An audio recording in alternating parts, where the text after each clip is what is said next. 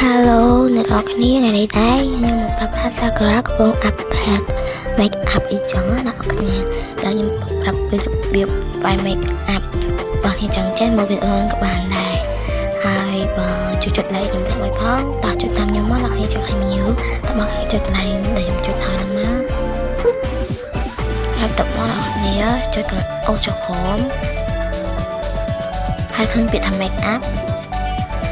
ទៅចុងនឹងមកហើយនេះចង់ដាក់ពណ៌ទៅពណ៌នេះពណ៌អីក៏បានដែរតែស្រឡាញ់